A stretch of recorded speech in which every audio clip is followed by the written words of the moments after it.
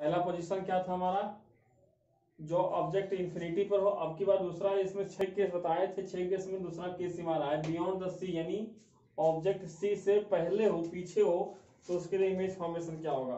तो सबसे पहले बनाते हैं हम एक कॉनकेव मिरर। कॉनकेव मिरर बना दिए, यहां पर लगा देंगे पॉलिश्ड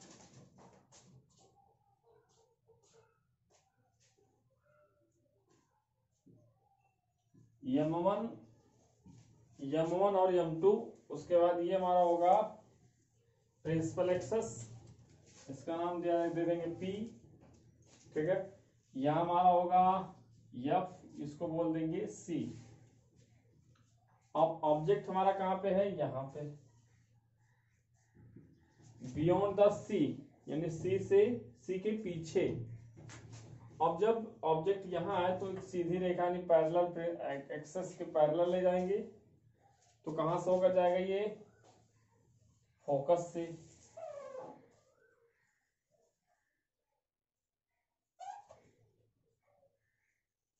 फोकस से होकर जाएगा। जब रे पैरेलल आती है तो फोकस से होकर जाएगा, और जब फोकस से अगर हम इसको डाल दें तो किस तरह होकर जाएगा, ये पैरेलल हो जाएगा। तो दोनों लाइन कहां पे मिल रही है, यहां पर, है ना।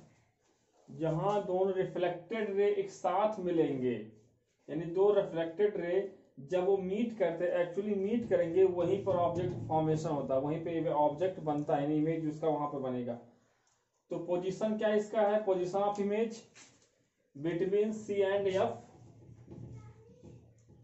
Between C and F। Size of image क्या होगा, इससे ये थोड़ा सा छोटा है तो इसको क्या बोल देंगे, डिमिनिस्ड।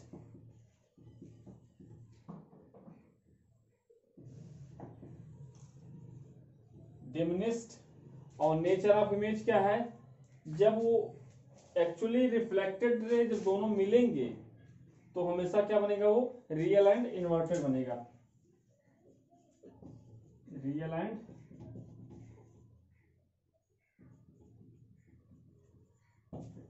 एंड इन्वर्टेड होगा, ठीक है ना। तो क्लियर हो गया। जब ऑब्जेक्ट सी के पीछे होगा तो पैरेलल ले जाएंगे, जब से ले जाएंगे जहां पर दो रिफ्लेक्टेड रे एक्चुअली मिलते हैं वहीं पर हमारा इमेज फॉर्म्ड होगा। इमेज यहां बना C एंड F के बीच में, तो image between C and F, ये पोजीशन हुआ इसका। इसकी साइज क्या है, तो जो ऑब्जेक्ट था उसकी ऑब्जेक्ट से थोड़ा सा इसकी हाइट यानी साइज छोटा है तो बोल देंगे डिमिनिस्ड। और ये दो रिफ्लेक्टेड रे मिले हैं तो उसको बोलेंगे रियल एंड इन्वर्टेड। क्लियर हो गया। अब केस थर्ड देखेंगे। केस थर्ड हमारा क्या है, केस थर्ड क्या होगा, इसका पोजीशन क्या है, एट C। एट C, अब किस C पर ही रखेंगे क्योंकि C के पीछे था, फिर C पर रखेंगे। एट C यानी सेंटर ऑफ कर्वेचर, यहाँ हमारा ये हो गया फोकस, यहाँ हो गया सेंटर ऑफ कर्वेचर, इसी पर ऑब्जेक्ट रख रहे हैं, यहाँ पे C पे होगा। तो पहला क्या होगा, ये पैरेलल जाएगा, पैरेलल गया,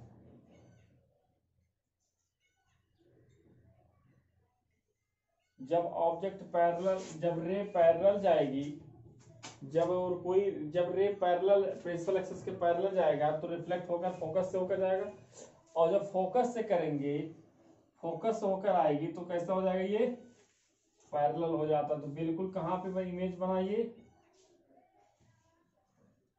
यहां। तो ऑब्जेक्ट C पे रखा था और कहां बना है, C के नीचे ही जस्ट बना है, तो इसकी क्या हो जाएगी पोजीशन, पोजीशन ऑफ इमेज जो होगा एट C होगा। C पर रखा भी था और C पर बना भी है। साइज क्या इसकी होगी, सेम साइज, सेम साइज। और क्योंकि ये सेम, थोड़ा डायग्राम जो साइज बनाएंगे तो ये हमेशा डेफिनेटली सेम साइज ही बनेगा ये।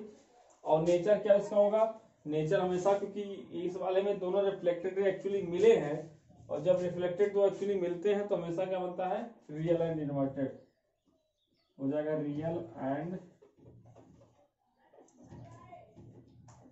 रियल एंड इन्वर्टेड, ठीक है। चलिए तीसरा हो गया। चौथा हमारा है between and F.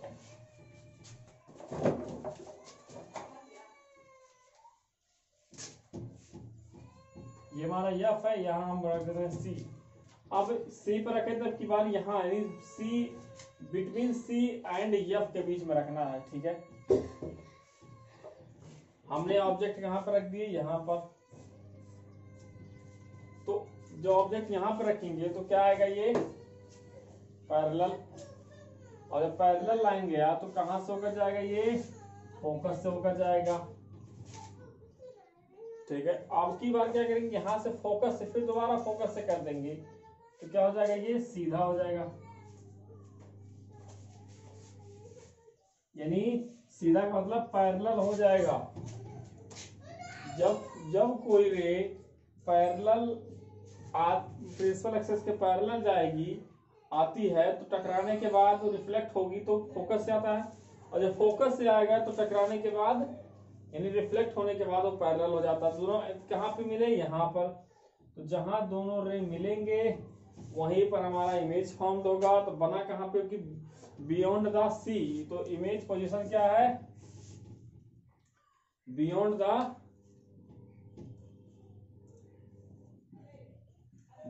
The C.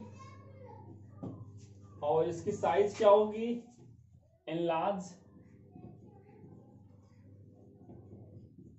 Enlarge होगा। और इसकी नेचर एंड क्या होगा, आपकी बात पचवा जो बनाएंगे वो हमारा होगा एट एफ होगा, ठीक है। आपकी पचवा हमारा क्या होगा, आपकी बस यहां पर रखे थे, आपकी एफ पे ही रखेंगे, ठीक है। तो पचवा हमारा पोजीशन क्या होगा, एट एफ। यानी फोकस पे जब वो ऑब्जेक्ट रखेंगे तो देखते हैं क्या होगा, पैरेलल गया, कहां से जाएगा, ये फोकस से होकर जाएगा। अब की बार यहां से क्या कर सकते हैं, पैरेलल तो फोकस से होकर जा नहीं सकता, तो क्या करेंगे, हम सेंटर ऑफ कर्वेचर से लेकर चलेंगे। तो सेंटर ऑफ कर्वेचर से जब कोई रे आती है तो हमेशा क्या हो जाएगा, वो अपनी ही दिशा में बाउंस बैक हो जाएगा। जैसे वो पैरेलल रे आती है वैसे ही निकल जाएगी। तो देखते हैं ये दोनों रे जो आया है, अब एक अगर हम पोल पे गिराएं तो पोल पे भी इसी तरह से हो जाएगा ये। तो तीनों रे कहीं नहीं दिखाई दे रहे कि तीनों मिलेंगे। तो ऐसा कि क्या होंगे, कभी जाकर इनफाइनाइट पे मिलेंगे। तो इसकी पोजीशन क्या होगी,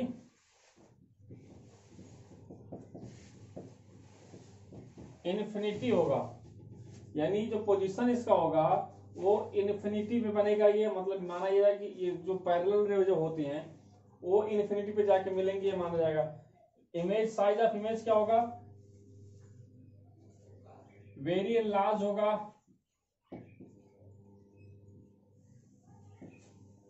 वेरी बहुत बड़ा हो सकता है, क्योंकि जब इन्फिनिटी पे बनेगा तो बहुत बड़ा हो जाएगा। नेचर इसका क्या होगा, क्योंकि रिफ्लेक्टेड रे इन्फिनिटी में मिलेंगे तो रियल में मिलेंगे ये दोनों। तो क्या हो जाएगा, ये रियल एंड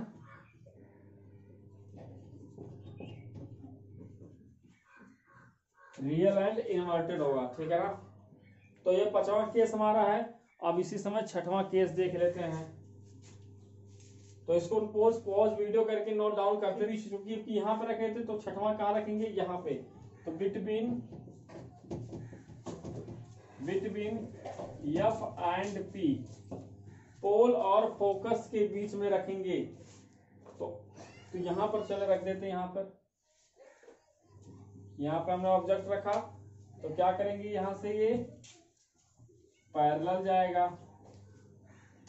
पैरेलल तो एक रे लेकर जाएंगे ही जाएंगे। तो ये हमारा क्या होगा, ये फोकस से होकर जाएगा।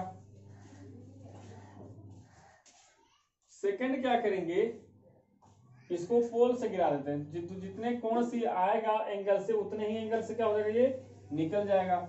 ये इधर से जा रहा है। अब देखिए ये दोनों डाइवर्जिंग लाइन है, यानी ये दोनों एक उधर जा रहा है, एक इधर जा रहा है। तो जब दो डाइवर्जिंग रे जब निकलेंगे तो कभी भी नहीं मिलेंगे। तो नेचर क्या होगा, नेचर हमारा क्या हो जाएगा इसका, ये सीधा बना। और दर्पण की जब मिरर के पीछे बनेगा और सीधा बनेगा तो हमेशा क्या होता है, ये वर्चुअल होगा। क्या होगा, वर्चुअल। और वर्चुअल जब कोई रे हो जाए, जब कोई इमेज वर्चुअल हो गया तो हमेशा क्या होगा, वो इरेक्ट भी होगा। इरेक्ट का मतलब क्या होता है, इरेक्ट का मतलब होगा वो सीधा बनता है। जब कोई ऑब्जेक्ट वर्चुअल बनेगा तो हमेशा सीधा बनेगा। तो इसी तरीके से हमारा ये हो गया क्लास खत्म।